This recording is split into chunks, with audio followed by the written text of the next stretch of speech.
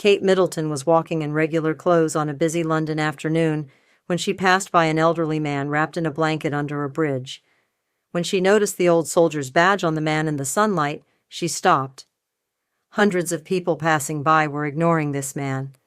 This encounter would forever change not only Kate's life, but also the life of veteran Robert, who had been living on the streets for 25 years. The opportunity Kate offered him would give back not just a home, but his lost dignity. That Wednesday afternoon was ordinary for Kate Middleton. She had left Kensington Palace wearing a simple blouse and jeans, walking through the streets of London. The sunlight felt good on her face, and she treasured these moments of freedom. As she walked toward Westminster Bridge, the Thames stretched out before her, tourists were taking photos, and people were hurrying to their work. Kate smiled as she watched this normal life scene. As she approached under the bridge, the sight that caught her eye stopped her. An elderly man, wrapped in an old blanket, was sitting by the concrete wall. He held a cardboard sign that read, "Veteran, please help." Kate's steps slowed. The man appeared to be in his 60s, his hair had turned white, and his face was lined with wrinkles. But what caught Kate's attention most was the faded soldier's badge on the man's chest. There were hundreds of people passing by, tourists, businessmen, students. But none of them looked at this man twice. He seemed invisible. Kate hesitated. This sight had upset her greatly. Thousands of people passed through here every day, but no one stopped. Kate felt something inside her pulling her toward this man. Perhaps it was the honor in his eyes, perhaps the history in his badge, or perhaps it was just a human reflex. "Hello," Kate said quietly as she approached, slowing her steps. The man looked up. At first he seemed surprised. No one had approached him so kindly in a long time. His eyes looked tired but still dignified. The lines on his face told the story of difficult days. "Hello, ma'am," he said respectfully, surprise in his voice. Kate crouched down beside him, coming to his eye level. "What's your name?" she asked in a gentle voice. "Robert, ma'am. Robert Thompson." The man straightened up a bit, as if no one had asked his name in a long time. Kate turned her eyes to the badge on the man's chest. The metal piece glinted slightly in the sunlight. "Are you a soldier?" Robert's eyes sparkled for a moment, as if he had remembered the old days. "I used to be, ma'am. I was discharged 25 years ago, but those days are far behind now." "Which unit were you in?" Kate was genuinely curious, her voice sincere. "2nd Parachute Regiment. I did 2 tours in Afghanistan." Robert's voice was full of pride, but mixed with pain. "I was young and strong then. I fought for my country." Kate sighed. This man had fought for his country, perhaps lost his friends there, and now he was trying to survive on the streets of the same country. How tragic this was. "How long have you been here?" Kate asked, her interest genuine. 3 years now, ma'am. Before that, I was moving between shelters, but I'm more at peace here." Robert looked around, as if this place under the bridge was like home to him. Kate continued listening. Robert's story began to emerge slowly. Each word was a piece of a painful past. "Everything changed after I left the military," Robert said, his eyes distant. "I couldn't adapt to civilian life. Nights were the worst. Constant nightmares, explosion sounds, my friends' screams. The doctors called it PTSD. But back then, no one really understood this condition." Kate's heart tightened. She could feel the pain this man had endured. Jobs started getting worse one after another. One day I'd seem normal, the next day I'd have anger attacks. Employers weren't patient. They'd say, "The war's over. Why are you still affected?" "Do you have a family, Robert?" Kate asked gently. Robert's face tensed, contorting with pain. "I did," he said quietly. "Sarah, she was a beautiful woman. And Emily, my daughter. She's 28 now, but I lost her when she was 13. Kate waited, wanting Robert to continue. I was a difficult man after the war. I'd have nightmares at night, scream, and cry. Sarah would try to calm me down, but I'd push her away. My daughter was afraid of me. One day I woke up screaming. Emily was crying. That night Sarah said, "I can't take it anymore, Robert." Robert's voice was trembling. The next day when I came home, papers had been left, divorce papers. Sarah had taken my daughter and left. I never saw them again. Kate's eyes filled with tears. This man had fought not only in war, but also at home. What happened next? Then everything collapsed. I couldn't find work. I started drinking. The money ran out. The house was gone. First I stayed with friends, then shelters, then the street. Robert shrugged as if this was normal. Kate's heart felt like it was being squeezed. This man had struggled for his country, but no one had seen his struggle. "What do you do here now?" Kate asked. "I try to get by. Sometimes people give money, sometimes food, but most of the time, I'm invisible." Kate looked around. Indeed, people were ignoring Robert. How sad this was. "Robert," Kate said, "come with me. I want to treat you to something." Robert was surprised. "Ma'am, please, just a cup of tea." Robert hesitated, but then gathered his blanket and followed Kate. They entered a small nearby cafe. Kate chose the corner table and gestured for Robert to sit. "What would you like, Robert?" "A tea is enough, ma'am." Kate ordered 2 teas and sandwiches from the waiter. Robert wanted to protest, but Kate insisted. "Tell me, Robert, what kind of man were you as a soldier?" Robert's face brightened. "I was a good soldier, ma'am. My unit trusted me. I trusted them too. For us, this was sacred, protecting each other." "How was Afghanistan?" Robert's face darkened, his eyes distant as if he was reliving those days. "Hard, ma'am. Very hard." His voice dropped to a whisper. "A person can never forget what they lived through there." Kate listened silently. It wasn't easy for Robert to share these memories. "I was 19 on my first tour. I was very young, very excited. I wanted to fight for my country, to be like heroes." Robert smiled bitterly. "I didn't know how naive I was back then." "What did you experience there?"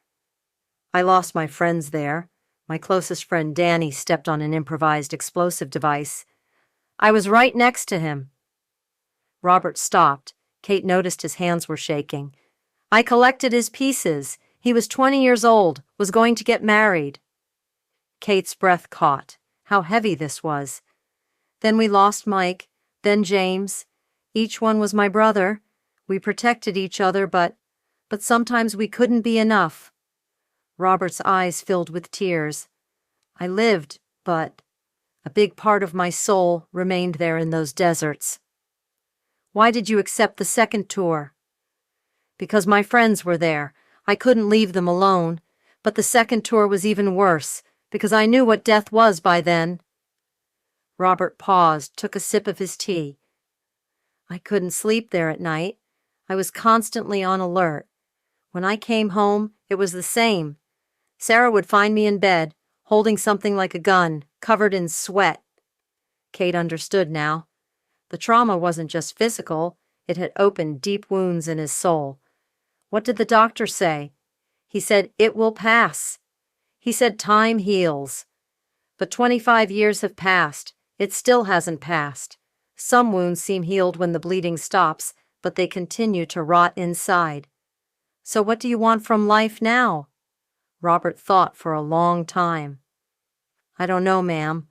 Sometimes I think, I wish I had a normal job, a small house. Maybe I could talk to my daughter, explain to her why I acted that way."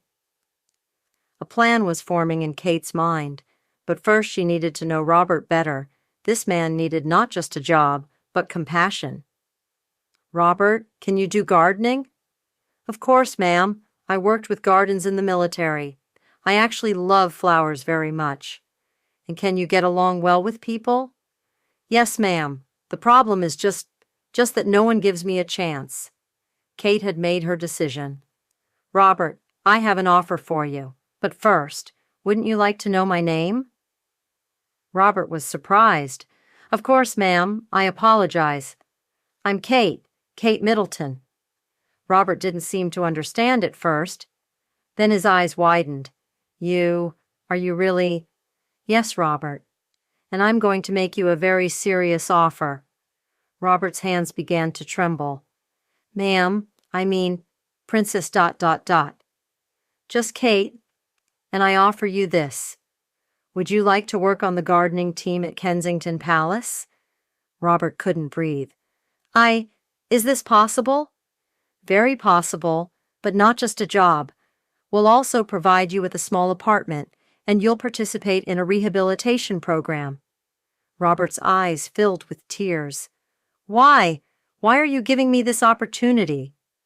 Because you fought for this country, Robert, and this country owes you, including me. Robert could no longer control his tears. For 25 years, no one has offered me such an opportunity. So do you accept? Of course I accept. Kate smiled. Then come to Kensington Palace tomorrow morning at 9 o'clock. I'll tell security. They'll be waiting for you. Really? Really, Robert. That day when Kate returned home, she told William about the situation. I met a veteran named Robert today, she said. I gave him a gardening job. William was initially surprised but supported her when he saw Kate's determination. Let security check him, he said. But if he's clean, why not? The next morning, Robert was at the Kensington Palace gates at the appointed time. He had a single suitcase in his hand and a hopeful expression on his face. Security treated him as Kate had said. He was taken inside and introduced to Jim, the head gardener. So you're Robert, Jim said. Princess Catherine talked a lot about you. Really? Of course. You're a veteran soldier, too. I was in the Navy before. For the first time in a long while, Robert felt understood. When work began, Robert was literally reborn. He was truly talented at gardening. His touch with flowers was special. Kate would often visit the garden and chat with Robert. How's it going, Robert? Great, ma'am. I mean, Kate. I feel useful for the first time in years. Have you contacted your family? Robert's face tensed a bit. Not yet, but Jim is encouraging me. Maybe soon. Weeks passed. Robert's transformation was noticed by everyone. He looked more organized, happier. He had established a regular life in the small apartment provided. One day when Kate found him in the garden, Robert was pruning roses. These roses are beautiful, Robert. Thank you, Kate. Actually, I'm planting these for my daughter in my mind. Kate smiled. Did you talk to her? Yes, I called her yesterday. She was very surprised. We hadn't spoken for 15 years. What did she say? She cried. I cried too. We're going to meet next week. Kate's eyes filled with tears. That's wonderful, Robert. It's all thanks to you. If you hadn't stopped that day... I'm glad I stopped, Robert. You deserved this. Months later, Robert was completely a new person. He was successful at his job, regularly meeting with his daughter, and had even met his granddaughter. One day he came to Kate.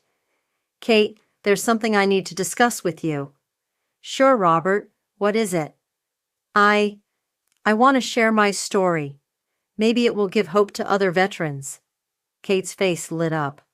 That's a wonderful idea. But I don't know how to do it. I'll help you. And so Robert's story came out in the media. Both Kate's humanity and the situation of veterans became topics of discussion. When Robert told his story on television, he said, I lived on the streets for 25 years. No one could see me. But one day an angel came to me. That angel didn't just give me a job, she gave me dignity. Kate was crying as she watched the interview. This is just the beginning, she thought. There are more Roberts out there. And indeed, after Robert's story, Kate started a special program for veterans. This program, which they called Second Chance, provided jobs and housing for veterans living on the streets. Robert was now the spokesperson for this program. He gave hope to other veterans by sharing his own experience. A year later, when Kate went to visit Robert, she found him playing in the garden with his granddaughter. "Hello, Kate," Robert said with a smile. "Lucy, come meet her. This is Aunt Kate, the angel I told you about." The little girl ran to Kate. Kate took her in her arms. "Grandpa plants very beautiful flowers," Lucy said. "Yes, your grandfather is very talented," Kate said. Robert approached Kate. "You know, Kate, if you had just passed by that day, maybe I wouldn't be here today." "But I didn't pass by, Robert, and I'm very glad about that." "Me too. You didn't just give me a job. You made it possible for my family to be returned to me." Kate smiled. This story had taught her a lot, too. Sometimes small gestures could lead to big changes. That evening, as she returned home, Kate was making plans to expand the Second Chance program.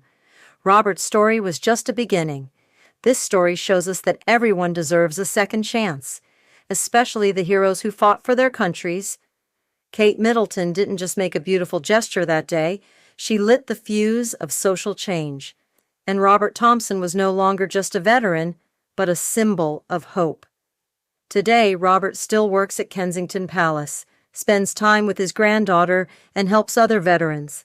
Kate's decision that day affected not just one life, but thousands.